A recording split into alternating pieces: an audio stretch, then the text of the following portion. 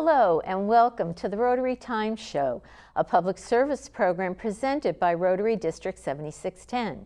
Funding for this program is made possible by the generosity of Rotary District 7610, Virginia. On our program, we speak with Rotarians and community leaders about how Rotary International builds partnerships to support local, national, and world communities. I am your host, 7610 District Governor-elect Paporowski from the Rotary Club of Bailey's Crossroads, Virginia. Rotary has been working to eradicate polio for more than 35 years. Rotary's goal is to rid the world of this devastating disease. Its advocacy has played a role in the decisions made by governments around the world to contribute billions of dollars for this effort. Joining me remotely is Rotarian Vance Zavela, who has worked with District 7610 on this initiative for several years. Rotarian Vance, welcome to the Rotary Times Show. Thank you, and thank you for inviting me. Glad to have you, Vance. We always open our shows by finding something out about our guests. So we'd like you to give us a bit of your background, career, education, travels, and your road to Rotary. Well, let me just tell you that I grew up in San Bernardino, California, which is about an hour east of Los Angeles. I attended the University of Redlands, which is east of there. Got my bachelor's degree in political science. I came to Washington, D.C. I worked for a non-governmental organization for a couple of years. And then I went to Columbia University to get my Master of International Affairs. I then came back to Washington, D.C. and worked for a company that focuses on travel and tours to Eastern Europe and the former Soviet Union. So with that, I actually met Tintin New Rashid, who was then past president of the Rotary Club of McLean, as I was in her flower shop in the building where I worked, getting flowers for my grandmother's birthday. I saw a plaque on her stand there with a Rotary emblem. Now, I want to tell you that I was involved in Interact Club when I was in high school. Oh, really? And I became president of the Interact Club in 1979, 1980. The first thing we did, just as an aside, was we allowed girls into our club. So the first year we had girls was 1979, 1980, which was well before Rotary allowing women into the organization. So that's how I became acquainted with Rotary. Tintin invited me to join the Rotary Club of McLean, Virginia. I did in 1994. I've been a Rotarian now for over 26 years. Great. And what is your professional background currently? Sure. So I've been working for Fairfax County government for the last 22 years. We had an Office of Partnerships, which set up public-private partnerships to improve the quality of life in Fairfax County. So I was assigned as the advisory council manager to manage some of those partnerships. The most notable one is the Medical Care for Children Partnership, which is the safety net for children in Fairfax County that don't have insurance. It provides them a medical home to see a physician and also to get the care that they need to prevent themselves from going into the hospital. So then it morphed into the office, evolved. It became the Office of Public-Private Partnerships, OP3, which a lot of people knew about. And we didn't operate those partnerships. We were more of a catalyst. We initiated and catalyzed partnerships and became consultants.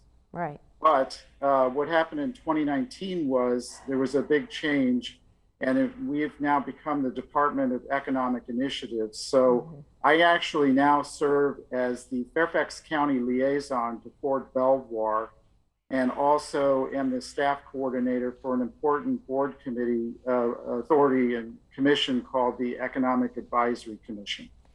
Well, I think both your professional and your experience long ago with Rotary set it up very well, and your Office of Initiatives, Private Partnerships, recognized our club for our long-standing partnership with our high school. So I think it's a great effort. Yeah, your club does great work. Thank you. So now, if you could just give me a little snapshot, a short one, as to the McLean Club. What is it? How many members do you have? Your diversity, etc. Sure.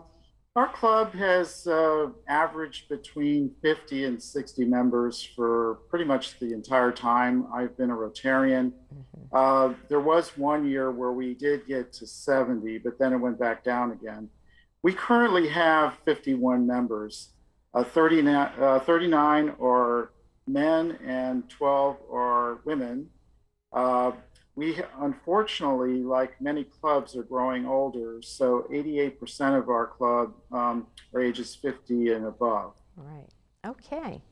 But I know that you have a membership initiative, and over the last 2 years, you've brought in several members much younger than that. So that yes, shows, we have. Right, and that shows that ability to get vitality back in the club. So now that we have your background, let's talk about this Rotary initiative. Could you tell us exactly how Rotary began its efforts and why? Sure. Well, let me just talk a little bit of Rotary history first, because Rotary and Rotary International have always been interested in the well-being of children. And this goes back all the way to our founder, Paul Harris. Easter Seals, which was then called the International Society of Crippled Children, was started by a Rotarian. Oh, wow. And it turns out the chairman of the International Society was Paul Harris himself. Wow. You can find this information in the book, the Rotary History book that came out in 2005. Okay. But yeah, Paul Harris was very involved in that effort. And through the years, we've always had an interest in children. Now, with the polio outbreaks that started, well, we didn't know what polio was until the late 1800s. So once we figured out that it was a virus, we tried to figure out how to find a treatment for it. So there were a lot of polio outbreaks in the 1920s, 30s, 40s, and then 50. And 52 was the real big one, which was the scare that a lot of people remember.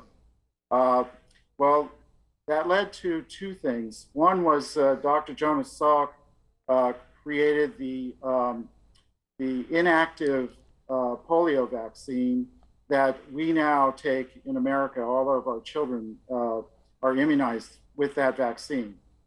That was in 1955. In 1960, Dr. Albert Sabin created a active oral vaccine.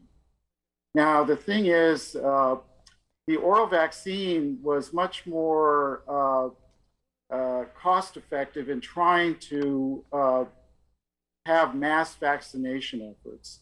And so Dr. Sabin actually became an honorary member of the Rotary Club of Cincinnati. So he worked very closely with Rotary on trying to figure out how to use that vaccine to implement mass vaccination efforts.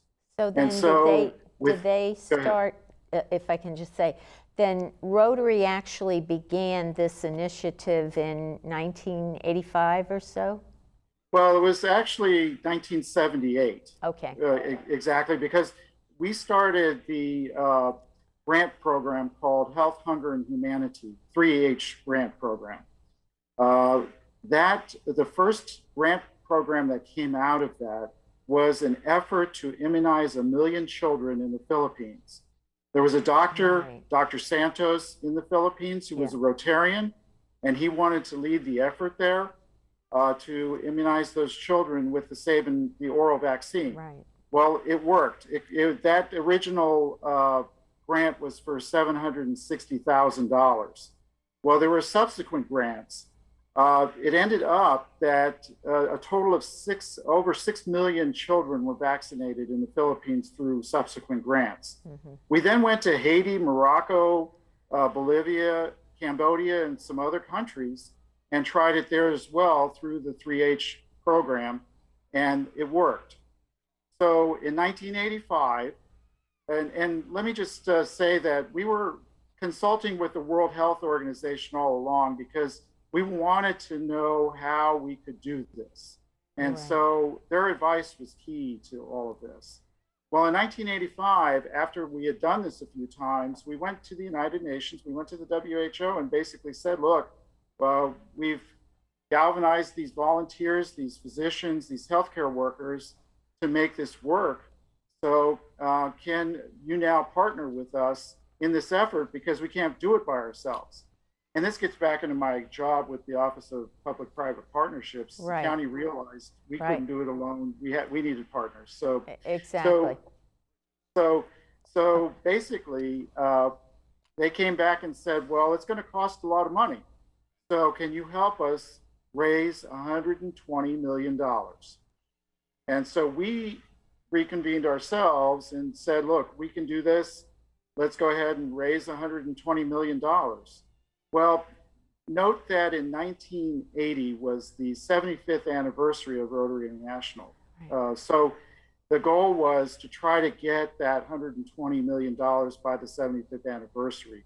Well, we ended up... I can just stop you there, Vance, because we've got to take a short break.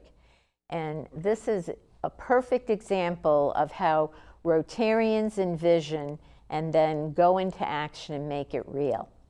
Exactly. We will take a short break and be right back and talk more with Rotarian Vance Zavela. Please stay with us. We are this close. We're this close. We are this close. Of wanting to making history. This close to changing the world. We are this close. This close. This close to making sure no child suffers a crippling disease ever again. This close. We are this close to ending polio. Ending polio. All we need is you. This close. If we don't act now, we may lose this chance forever. Help Rotary make history at endpolionow.org. Welcome back to the Rotary Times. We are here speaking with Rotarian Vance Zavela regarding Rotary's Polio Eradication Initiative. Well, we talked about how Rotary really got into it in 1985, predicated by their activities since 1978. And there are a number of specific partnerships that they've formed. If you'd like to outline that for us, Vance, we'd like to hear it. Absolutely. So after we raised about $247 million, we went back to the United Nations. And so in 1988, the Global Polio Eradication Initiative was created. It was Rotary International, the World Health Organization, UNICEF, and our own Center for Disease Control of the United States government. Now, remember at this time, there were 350,000 cases a year in 125 countries. Wow. Wow. And what are some of the milestones that we've reached? You've given us the number of cases that we were addressing in the beginning of this effort and kind of juxtapose that to where we are today. Okay, just to give you a few numbers to start with. So today, and I'm talking as of April 13th, 2021, there are only 84 cases of wild polio virus in the world in only 2 endemic countries, and that's Afghanistan and Pakistan. Wow. Now, during that period, 2.5 billion children have been immunized. And we have calculated that somewhere around 19 million of them are walking because of our efforts. Absolutely. And you have quite a number of countries involved in governments giving donations. That's right. So the total amount of money that has been donated to the polio eradication effort, and I'm talking about during the 1988 until now, has been around $17 billion. The CDC has contributed $4 billion. The Bill and Melinda Gates Foundation has contributed about $4 billion, and Rotary International, through our Rotarians, have raised about $2 billion. So 10 billion of the 17 have come from just those three sources. And that really is very impressive. The other thing is, you've made a lot of progress, but of course the question is, how did Rotary and our polio eradication program deal with the COVID-19 situation? Was it helpful? Was there something that Rotary and the polio eradication process could contribute? Absolutely. So when the coronavirus pandemic started, things began to shut down in the United States and worldwide. And so what ended up happening was a lot of those immunization days, those national immunization days that were set up, were postponed. It took a while for things to normalize. And so during the spring, there wasn't that much activity, but then it ramped up again during the summer. Now, how did that happen? And I think Rotary played a really good, strong relationship along with our other partners, because we already had established in those years that I mentioned the initiative, 146 laboratories worldwide. And we've established clinics all over the world to bring in those children to get them immunized. So we had them. We've had millions of volunteers over this period too, and thousands of lab technicians and others who have who've assisted in this. So the structure was there already in place to help with polio, with COVID-19, and anything else. And you know, in the end, Rotary's legacy and the legacy of the Global Polio Eradication Initiative is going to be that structure that's in place that'll help us forever on anything that we have to tackle in terms of public health. Well, I think Americans have finally understood that serious pandemics are just a plane ride away.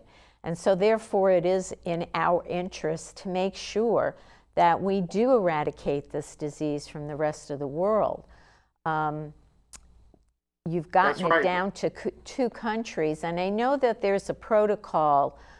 Africa was just recently declared polio-free, is that correct?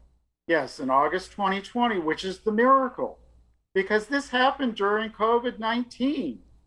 I mean, think about it. Nigeria had had its last case, I believe it was in 2016. And so in 2019, they were certified.